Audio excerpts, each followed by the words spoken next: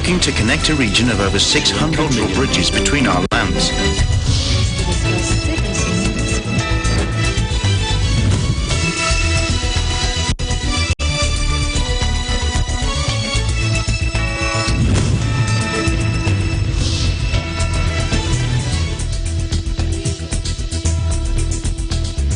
Hello and welcome to ASEAN in Focus. I'm Alma Angeles. On today's headlines, Indonesia's President Joko Widodo has declared the COVID-19 pandemic a national disaster. And ASEAN leaders meet via video conference to tackle the coronavirus pandemic. And we're live in Silicon Valley, Cambodia, Malaysia, Thailand, Hanoi, Vietnam, New Zealand, Japan, and the American Samoa.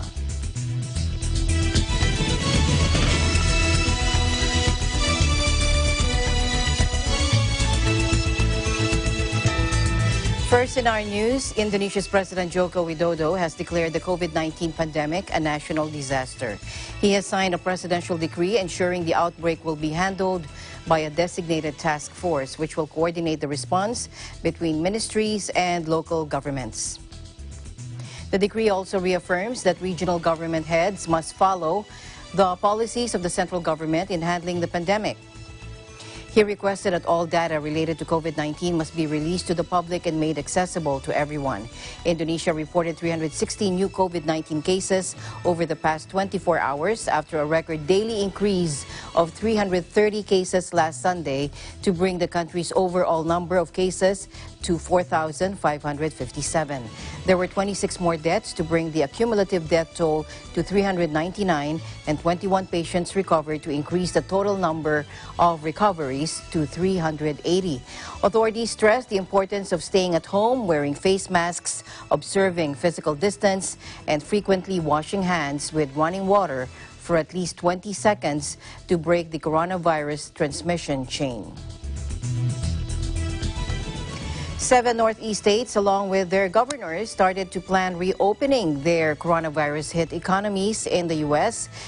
Let's get that update from our EBC correspondent in the Silicon Valley, Don Orozco. Don? Good afternoon, Alma. And you're right, Governor Cuomo of New York actually was the one who initiated the meeting between 7 Northeast governors from the United States of America. They are the governors from New York, Pennsylvania, Massachusetts, Rhode Island, New Jersey, Connecticut, and Delaware. They are already looking at the opportunity of reopening the United States. It is something that it is being echoed by President Donald Trump, and they are optimistic that the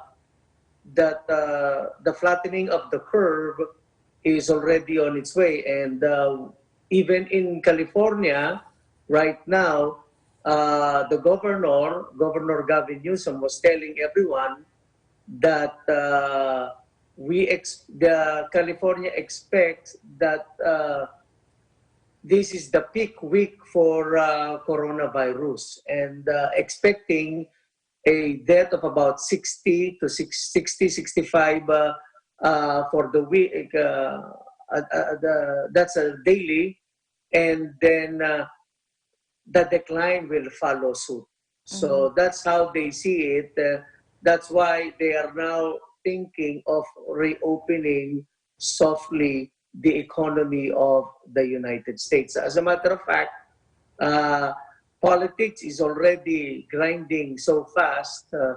Just today, this morning, Sanders has already who already bowed out of the presidential race, has endorsed Biden already for the presidency, representing the Democrats.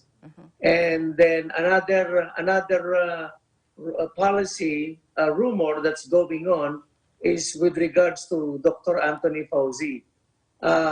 Trump has just demolished dispelled rumors on Dr. Anthony Fauci that he is going to be fired. So he explained that today in his press briefing for coronavirus. And Did that you say is that practical. Dr. Anthony Fauci will be taken out of the task force, the coronavirus task force of the White House? Is that what you're saying? There was a rumor circulating that because Dr. Anthony Fauci made a announcement that the government was already late in responding Yes, yes. to the pandemic. But then he corrected himself this afternoon, and what President Trump also did was to dispel the rumors. He will stay, and his trust remains to be with Dr. Anthony Fauci. Okay. And then on Tuesday, tomorrow, a task force will be formed headed by Mike Pence, and this is to discuss when to open the United States open for business. Okay. So along with these 7 states that is, but how are they reacting to this gradual opening of the states or the economies? How are the population, how is the population reacting to this? Are they scared? Are they worried? Well, it's the response is positive. A lot of the governors are already looking forward into fully reopening the U.S. economy, and that's why they are actually trying to come up with a solution to this problem. But then Trump was telling it. Trump was very forceful in his message today that it is not up to them, but it is up to the office of the president when it comes to deciding when to finally open the country. But I believe Dr. Fauci was calling for a gradual reopening where Yes, restrictions, can be yes, ramped up yes. or down, yeah. He is actually calling for the graduate, and a lot of even Governor Gavin Newsom of California is already entertaining the idea of reopening softly the economy of California as well. The numbers over there in California, how is the recovery? The recovery Well, time? the good news is that the stay-home policy is really working. The shelter in place or the lockdown, however you may want to call it, because it is already flattening the curve, and it is and that's why they said that after this week it will go down. So let us already discuss the idea of opening the economy. And right now, out of the 10 counties surrounding the Bay Area, it remains to be our county, Santa Clara County, where Silicon Valley is, remains to be the highest in numbers. We have about 1,207 that are positive, and then we have about 39 deaths. And it's scattered so far from 10 different countries. Pero the lowest is the Napa County. And that's the latest we got from John Hopkins University, which is normally the one releasing all of these numbers. Reporting live here in the Silicon Valley, I am Don Orozco, and we live in interesting times. To Cambodia now, the Garment Manufacturers Association announced that around 60% of its factories have been severely affected by the COVID-19 pandemic due to lack of supplies.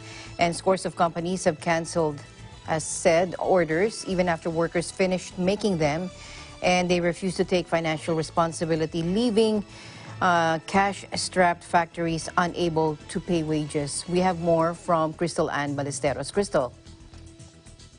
Good afternoon, Alma. Good afternoon.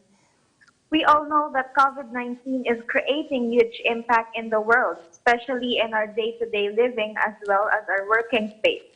In Cambodia, 500,000 workers already affected by cancelled orders.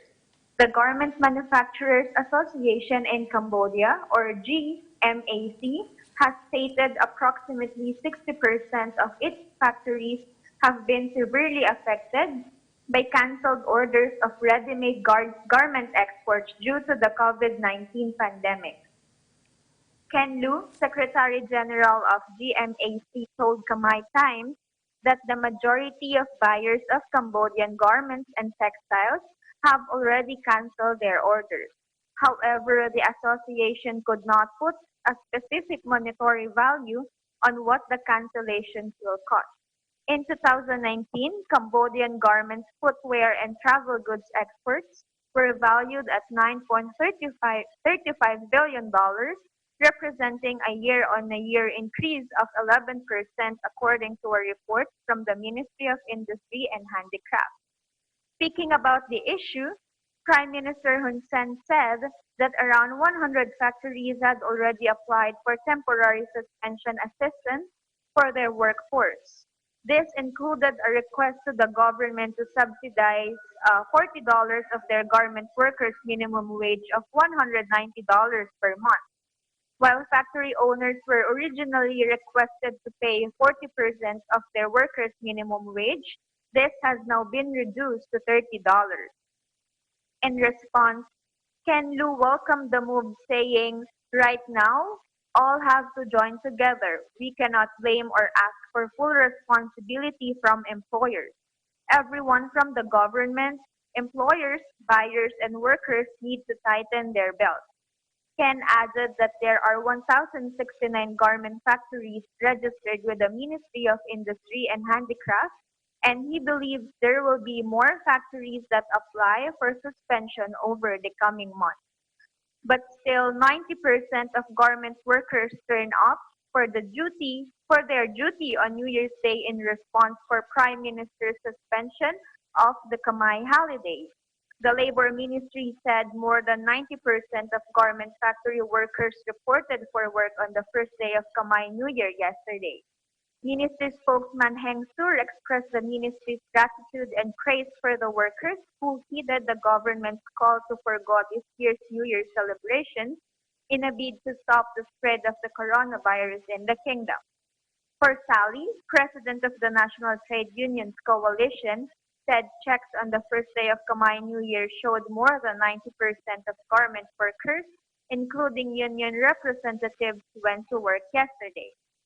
Meanwhile, Prime Minister Hun Sen yesterday wrote his Kamai New Year greetings to all Cambodians on his official Facebook page.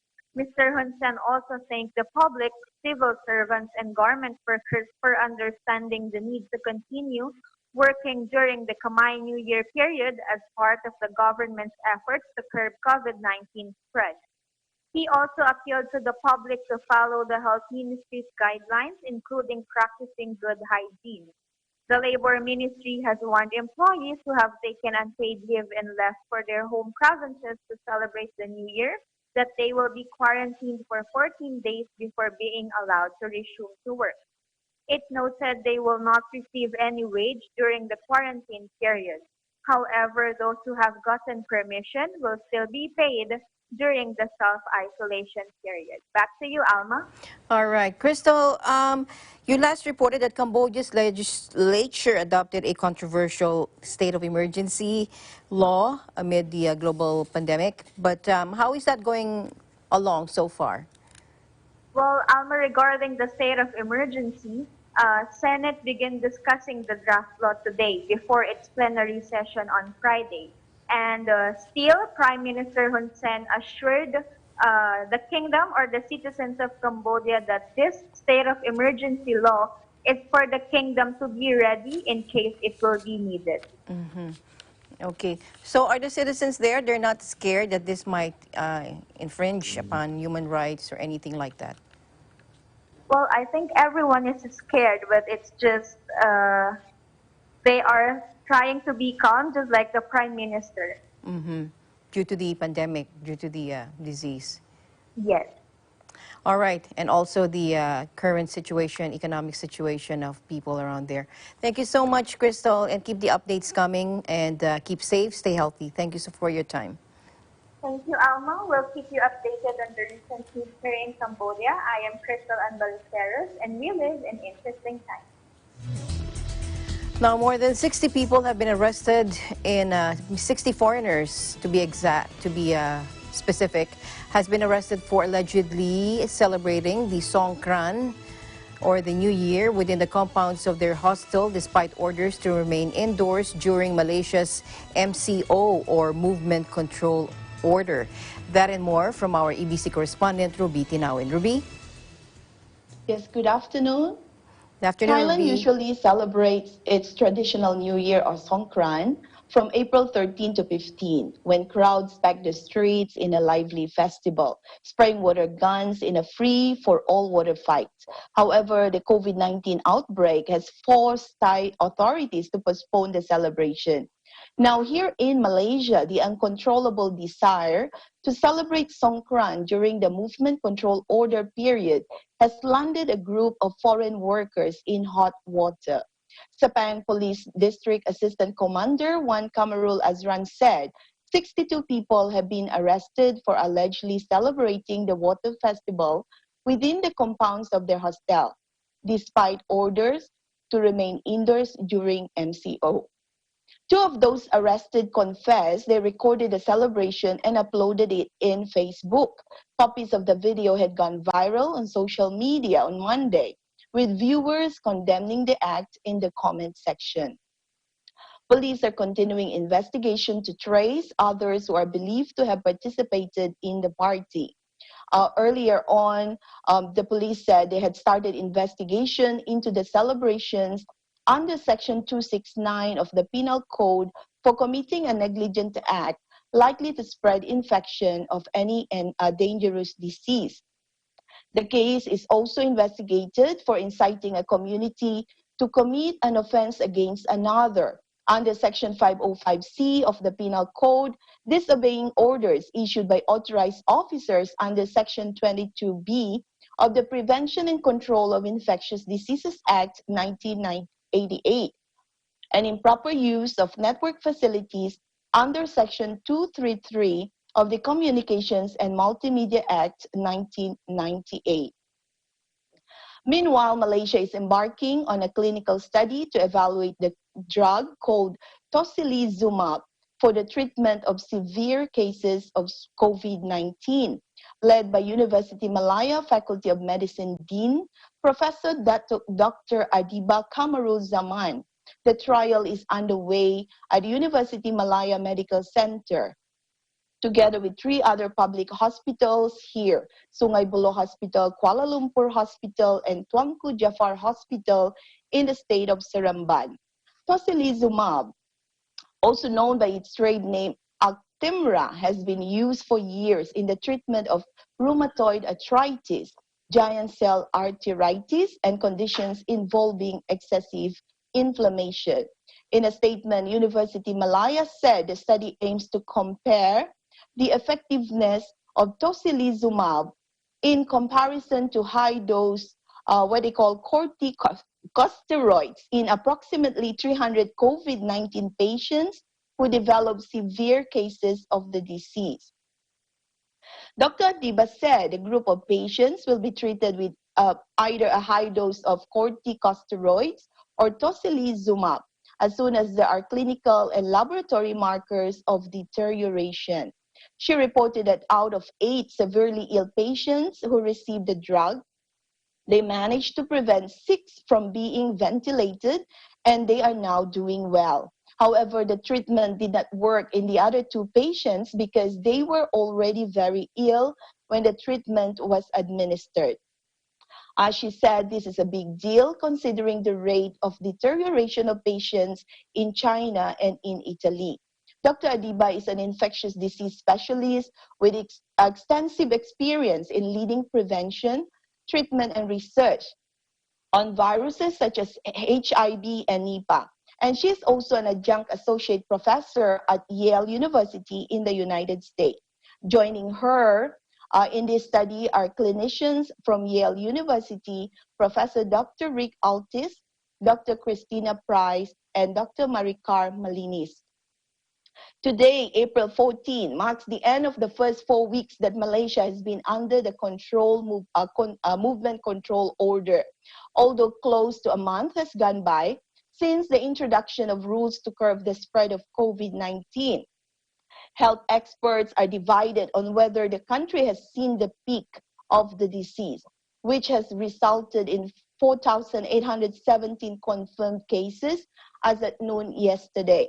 According to Associate Professor Kamarul Imran Musa, medical epidemiologist and biostatistician from University Science Malaysia.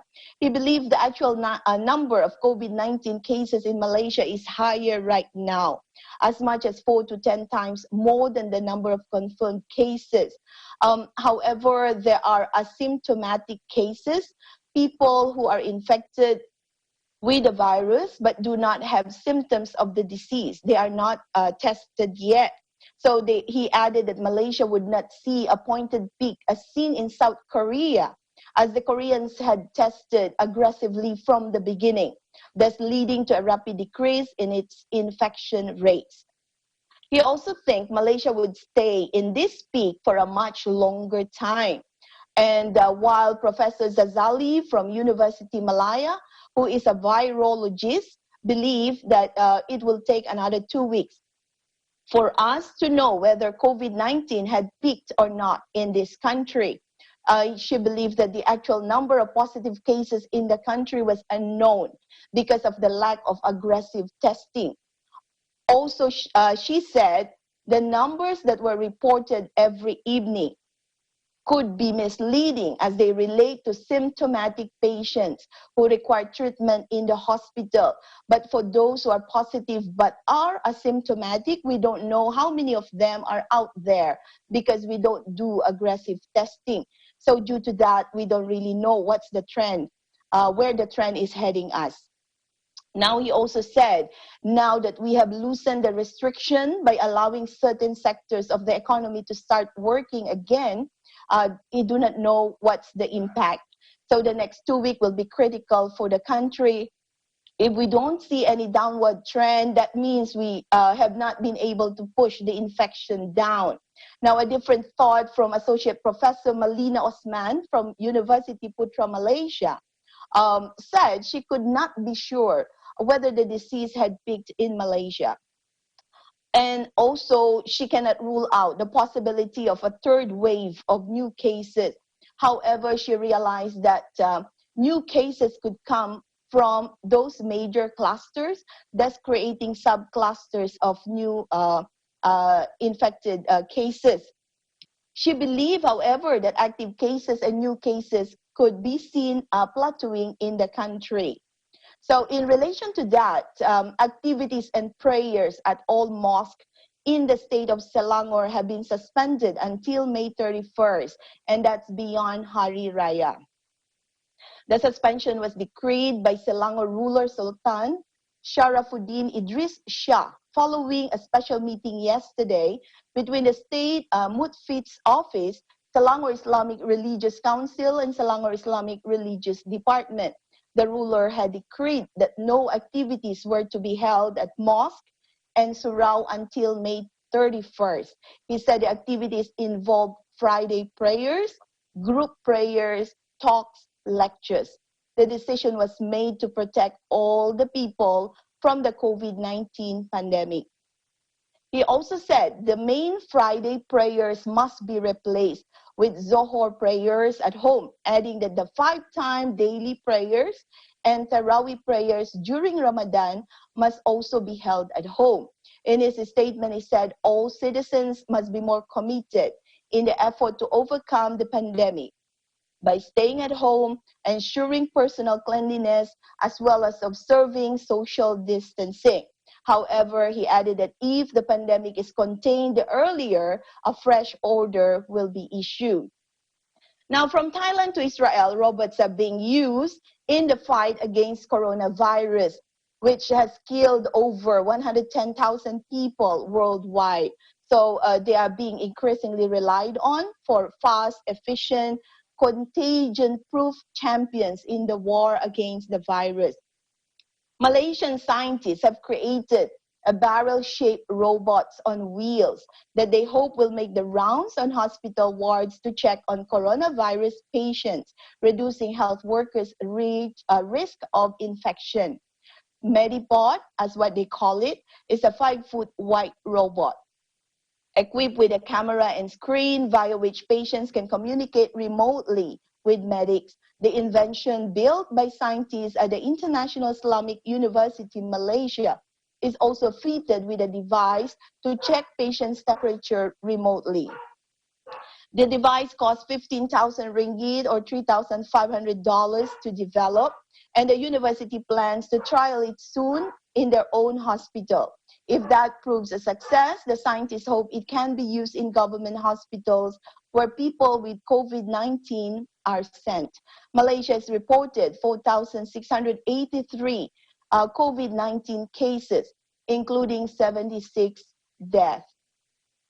Engineers of the Health Ministry have also produced 3 innovative equipment to meet the needs of the COVID-19 crisis, as announced by Health Minister Adham Baba. So he said the new equipment comprised a prototype ventilator, a prototype splitter kit for ventilators, and a hybrid field ICU, intensive care unit. The first prototype, which is the ventilator, was produced to meet the need for a low-cost ventilator using a minimal hardware to provide basic support for COVID-19 patients in case of infection level reach a critical level. The prototype splitter kit would be able to enable a ventilator to be used as breathing support for 2 patients while ensuring no cross-infection. And the hybrid field ICU was to meet the need for a cost-effective and easy-to-build ICU and isolation ward. The unit can house 10 beds. It measured 20.88 meter long and 6.5 meter wide with 3 meter high ceilings. Based on the concept of an emergency situation and a field hospital ICU, it is complete with a donning room, linen room, nurse station, patient area, toilet, doffing room, shower, consumables room, and a dirty room as well. The prototype was produced in collaboration with University Technology Malaysia and with the cooperation of the Malaysian Armed Forces. So Adham said the prototype would undergo a full test so that it could function to support as a basic respiratory aid for COVID-19 patients. Alma? All right. Thank you very much for that very comprehensive report, Ruby. Keep the updates coming. Thank you for your time. Yes, this is Ruby Tinawin from EBC Malaysia Bureau. We live in interesting times. ASEAN in Focus, we'll be right back.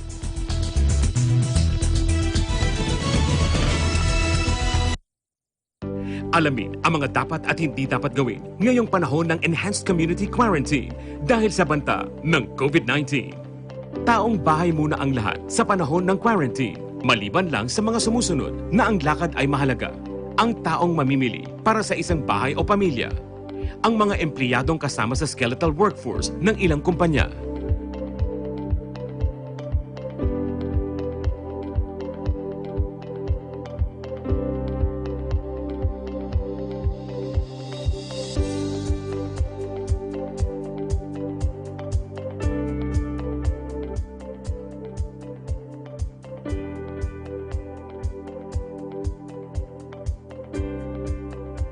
Mga health worker sa mga ospital at klinik, mga naghahatid ng pagkain, gamot, tubig at iba pang pangangailangan, mga pari, pastor o imam na maglilibing, mga diplomatiko, mga piling opisyal ng gobyerno, mga hukom at prosecutor, mga magsasaka at mangingisda, at mga miyembro ng AFP, pulisya at iba pang otoridad. Dahil delikado ang sakit na COVID-19, higit na hindi papayagang lumabas ang mga senior citizen, mga may iniindang sakit at mga buntis. Bawal din ang gumala at umistambay sa daan. Manatili sa loob ng bahay. Basta't sama-sama at laging handa. Kaya natin to!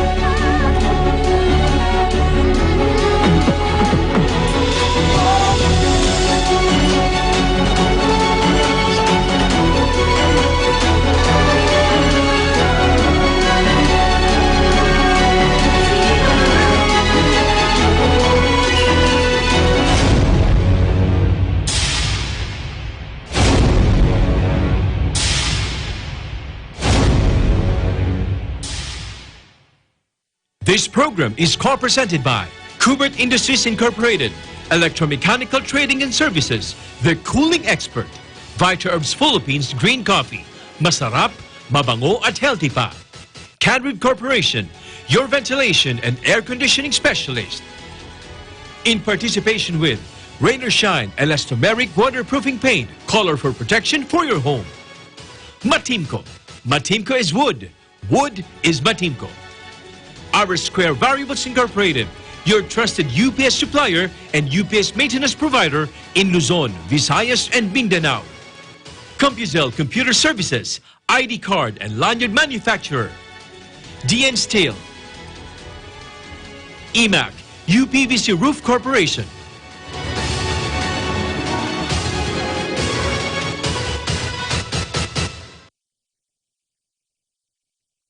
COVID-19 is an infectious disease caused by a new coronavirus introduced to humans for the first time.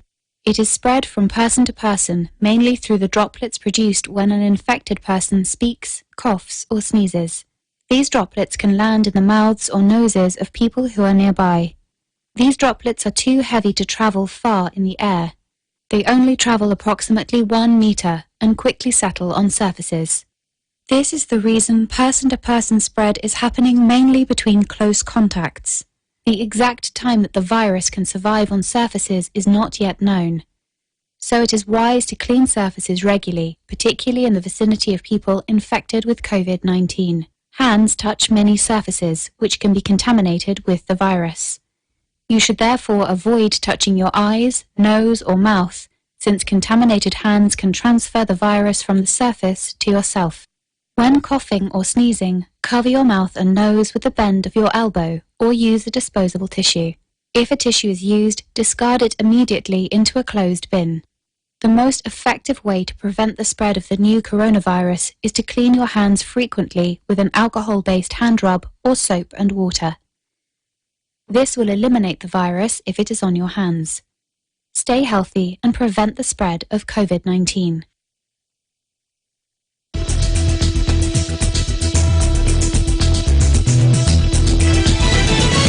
To Thailand now. Job losses may reach 10 million due to the coronavirus pandemic. And Prime Minister Prayut Chan-o-cha is proposing an ASEAN response fund to fight COVID-19 during a rare ASEAN Summit teleconference chaired by the Vietnamese Prime Minister and ASEAN Chair Nguyen Xuan Phuc. That and more from our EBC correspondent in Thailand, Cristel Mapa. Cristel. Hi, Alma. Hello. Here are the latest updates of COVID-19 situation here in Thailand. Thailand's job losses may reach 10 million if the coronavirus outbreak continues for a few months, a business advisory council said on Monday. The kingdom's economy is being hit hard by the virus outbreak and is heading into a recession. Kalin Sarasin, a council member and the head of the Thai Chamber of Commerce, told a briefing after a meeting, and I quote, "We think about 7 million jobs have been lost already, and the figure will hit 10 million if the outbreak drags on for 2 to 3 months," unquote. The Council of Government and Business Agencies discussed requests for support measures before proposing them to the government, said Council Chairman Tusaporn Sirum Sumpan. They included soft loans, tax breaks, and financial support to retain jobs, he said. The central bank has forecast the economy will contract 5.3% this year, which would be the weakest performance since the 1998 Asian financial crisis. And here's another update with regards to His Majesty the King has offered moral support to everybody joining efforts to prevent the coronavirus from spreading further in the country. Prime Minister Prayut Chan-o-cha said yesterday. General Prayut said the king praised the government, authorities, health personnel, volunteers, the private sector, and the public for their hard work and patience in the national fight against the coronavirus. The king said he and Her Majesty the Queen stand ready to help to support their work, the Prime Minister added. Their Majesties have donated bags of dried food and necessities to more than 120,000 households to alleviate economic hardship during the virus outbreak, said Deputy Army spokeswoman Sirichan Ngatong. And with regards to the ASEAN summit, which is happening today via video conferencing, Prime Minister Prayut Chan-o-cha will push ahead with a proposal today to set up the ASEAN Response Fund, or ARF, as part of a 6-point declaration to be endorsed by the 10 ASEAN leaders as they join hands to fight COVID-19. This ARF is to arm medical personnel with weapons in their ongoing battle against COVID-19, as well as to pave the way for a new force to eradicate the disease in long term. Thailand had earlier proposed setting up a fund to finance those initiatives at a recent meeting joined by foreign ministers. The idea was given the green light, pending final approval from the 10-nation bloc today. The fund is intended to finance the purchase of medicine and medical equipment, as well as research for a COVID-19 vaccine, the official said. The statement will focus on plans to seek financial aid from those ASEAN +3 countries and other international organizations, in addition to measures against COVID-19, which are similar to the ASEAN Declaration, officials said. 5 other initiatives in the declaration are putting people at the center of the fight to protect themselves against the virus, reinforcing public health measures, quickly responding to emergency cases, acting against distorted and false information, and relieving the damage done to regional economies. Another update here about the rice, which is a basic commodity here in Southeast Asia, is at its highest point in 7 years as the outbreak of COVID-19 is increasing the demand for food. According to the Thai Rice Exporters Association, the price of Thai white rice has increased for 5% since March 11, and on April 8, it has increased to $579 per ton. The price of Thai jasmine rice has also increased from $693 per ton to $820 per ton during the same period of time. It is the highest price point since 2013. Other rice exporters, including India, which is the largest producer, and Vietnam as third largest, are also being affected by the outbreak, leading to less global supply and higher demands. Thailand has also been affected by the coronavirus, with exports and the agricultural sector affected by a nationwide lockdown and the movement of migrant workers. An ongoing drought, the worst seen in decades, is also contributing to the decline of agriculture output. Exports of agricultural and agro-industrial products declined by 3% to $3.07 billion in February. And for a final update with regards to the weather here in Thailand, the meteorological department has forecast thunder showers, gusty winds, and hail for Upper Thailand today due to a high pressure system from China. Bangkok will see lows of 25 degrees Celsius and highs of 35 degrees Celsius, as well as a 30% chance of rain today, with a decreased chance of 10% through Sunday. Provinces in the north and east should see higher chances of rain, 40% through Tuesday and 20% through Sunday, with highs of 37 to 38 degrees Celsius. The central provinces should see a 30% chance of rain today before dropping off to 10% through Sunday, but temperatures may climb as high as 40 degrees Celsius. Finally, the southern provinces along the Gulf of Thailand will see as much as a 40% chance of rain through Wednesday and 20% chance through Sunday, with highs of 36 degrees Celsius. Areas along the Andaman Sea should see a 20 to 30% chance through Sunday and highs of 35 degrees Celsius. Alma? All right, thank you very much. Christelle, keep the updates coming. Thank you for your time. Thank you, Alma. Reporting live here in Thailand, I am Crystal Mapa. We live in interesting times.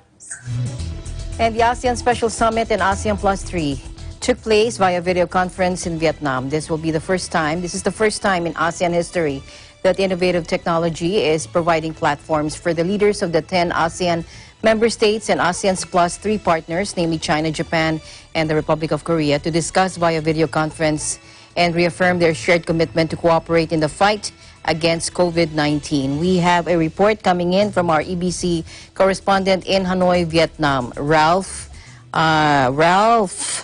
Wandolf Empai. Yes, hello, Ralph. Hi. The Online ASEAN Special Summit and ASEAN Plus 3 Special Summit on COVID-19 response takes place in Hanoi on Tuesday, chaired by Prime Minister Nguyen Xuan Phuc, Chairman of ASEAN and of ASEAN Plus 3. Leaders of the 10-nation bloc and their partners from 3 ASEAN partners, namely China, the Republic of Korea, and Japan, discuss measures and initiatives to strengthen cooperation in the fight against the COVID-19 pandemic to ensure dynamic and sustainable development in the region in the long run. They are expected to adopt a joint statement of the ASEAN Summit and another of the ASEAN Plus 3 Special Summit on COVID-19 response, in which they will affirm their commitment to preventing and eliminating the risk of the pandemic, which is threatening people's lives and stabilizing the socio-economic situation in each member state. Addressing the opening ceremony, Prime Minister Phuc stressed the significance of the meeting with COVID-19 spreading across the region and the world. All ASEAN member countries have strived to fight the pandemic, which has harmed the lives of all citizens and socio-economic development, particularly the services sector, which accounted for 30% of the total GDP of ASEAN, threatening sustainability and social security, he said. However, he noted that during this difficult time, the solidarity of the ASEAN community has brightened, shouldering together to overcome difficulties. This was demonstrated by the ASEAN Chairman's statement on ASEAN collective response to the outbreak of coronavirus disease 2019. Member countries have enhanced cooperation in healthcare, national defense, economy, and tourism, and supported each other. ASEAN's efforts have brought encouraging results for putting the pandemic under control, he said. The number of COVID-19 cases in ASEAN stands at about 15,000 among more than 650 million citizens, lower than the global rate. This initial result makes us feel more confident, but we should not be subjective and be more determined in actions in the spirit of cohesive and responsive, he said. The Prime Minister said he believed the meeting would put forward practical measures to overcome the COVID-19 challenge. And after the opening speech by Prime Minister Phuc and ASEAN leaders, Deputy Prime Minister and Foreign Minister Pham Binh Minh, also chairman of the ASEAN Coordinating Council, delivered a report on ASEAN's efforts in fighting COVID-19 and gave recommendations on future cooperation. Alma? Discuss or tackled during the coronavirus, discussed at the summit towards tackling the coronavirus situation? I think they came out with a statement?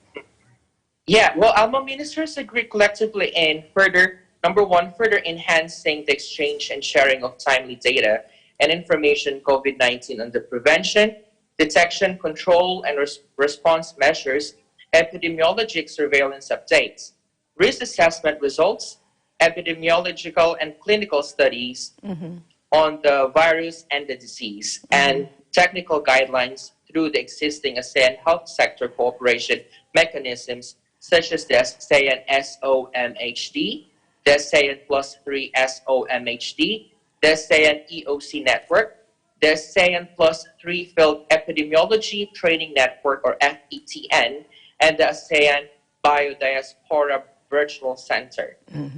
Secondly, strengthening regional cooperation in risk communication and COVID-19 in collaboration with relevant sectoral bodies of ASEAN to avert misinformation and fake news.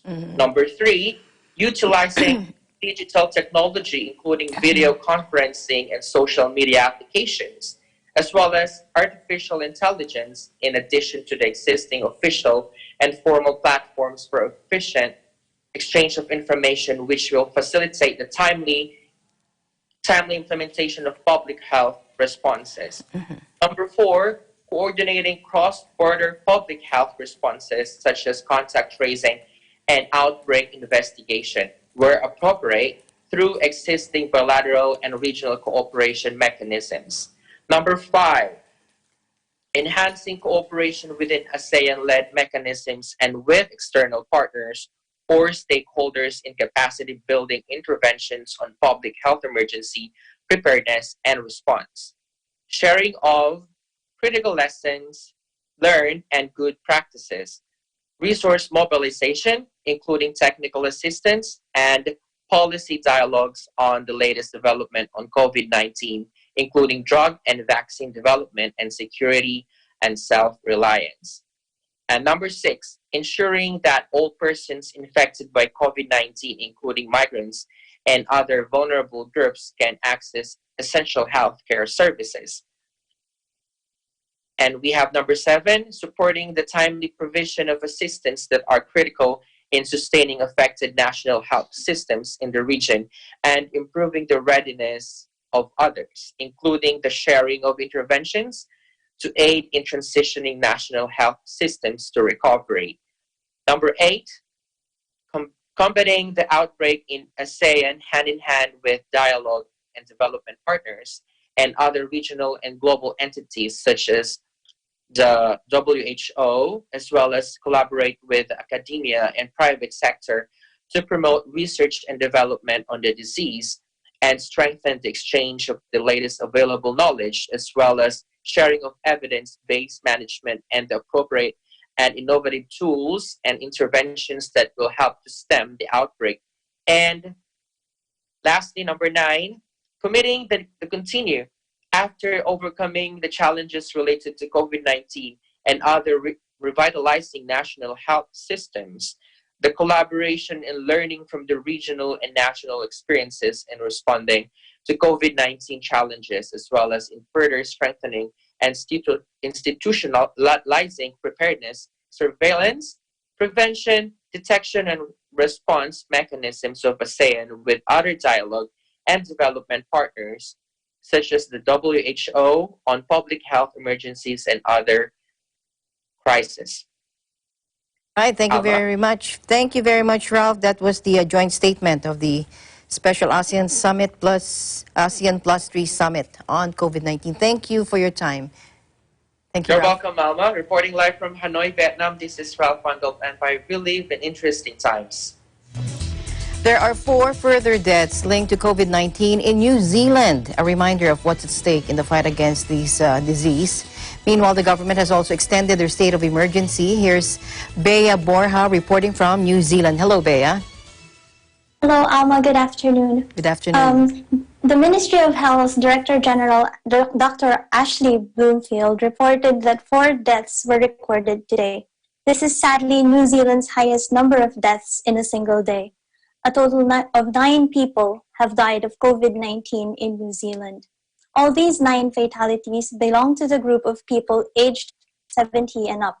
This highlights the vulnerability of this particular age group as observed by experts. 6 of these 9 deaths were linked to an aged care facility in Christchurch.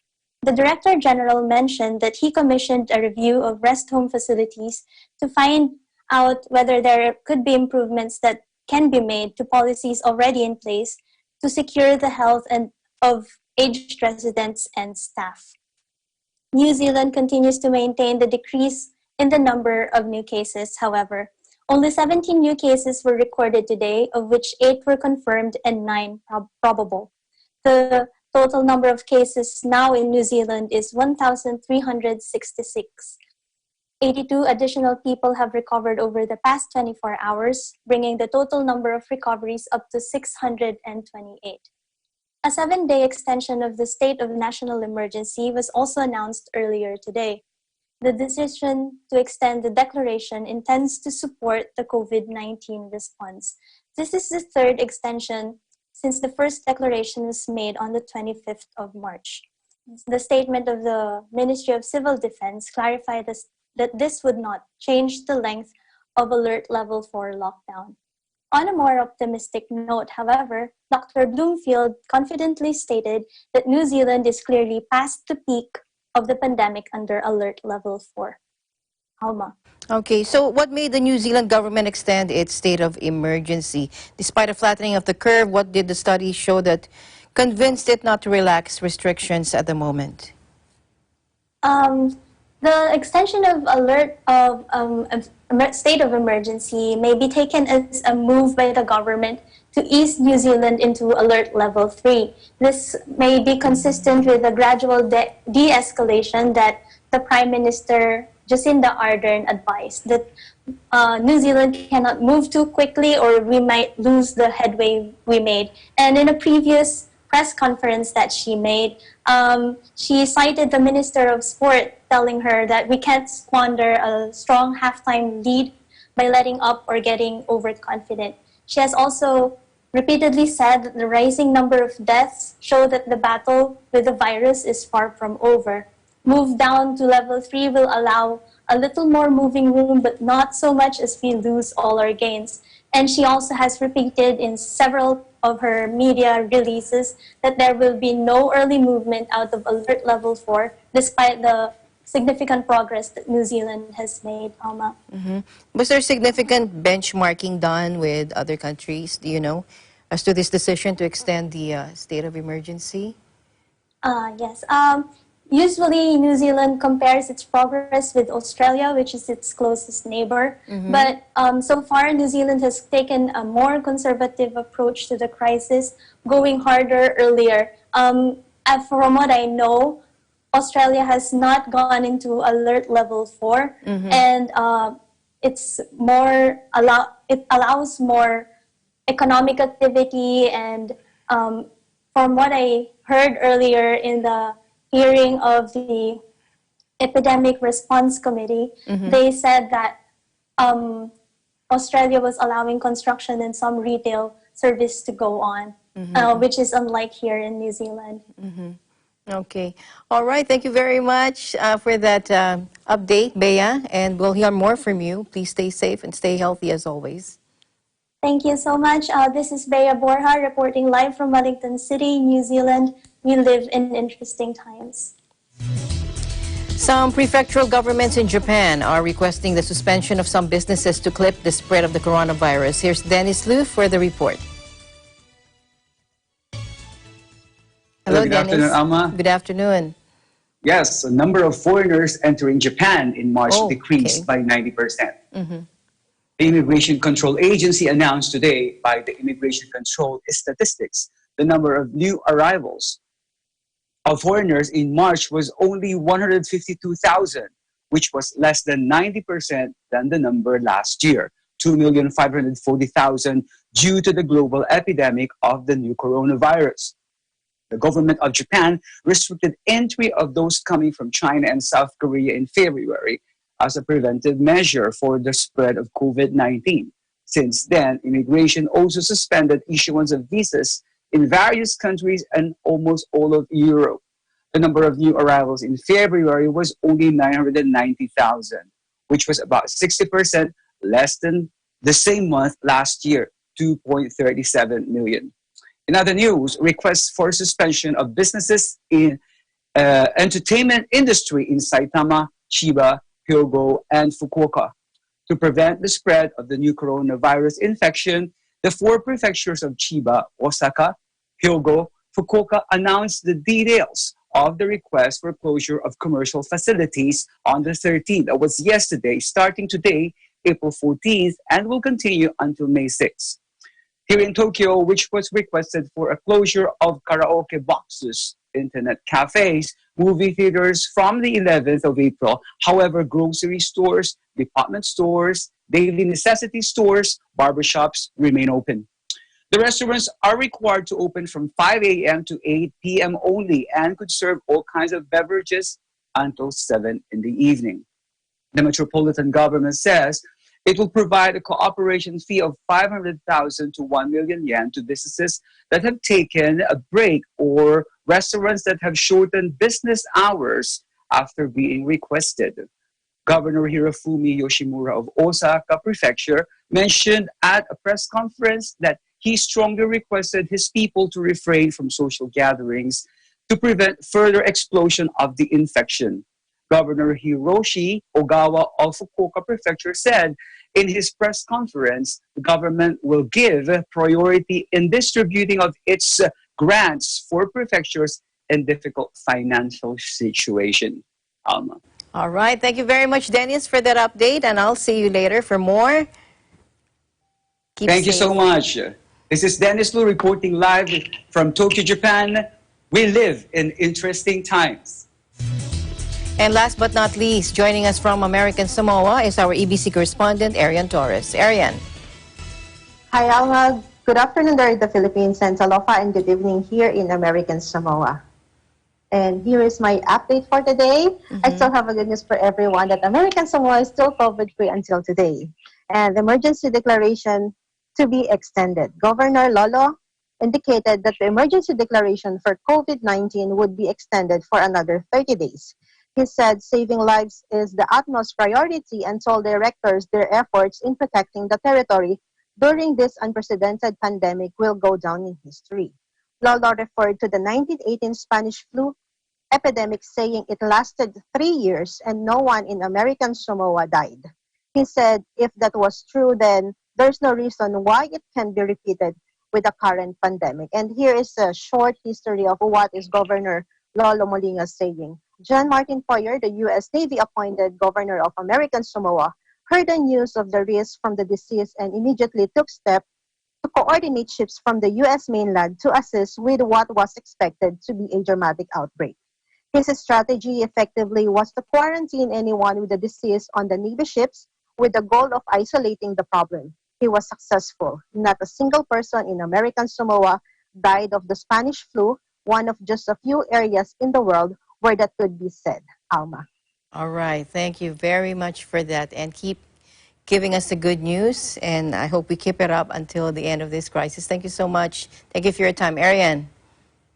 Thank you, Alma. This is Arian Torres. We live in interesting times.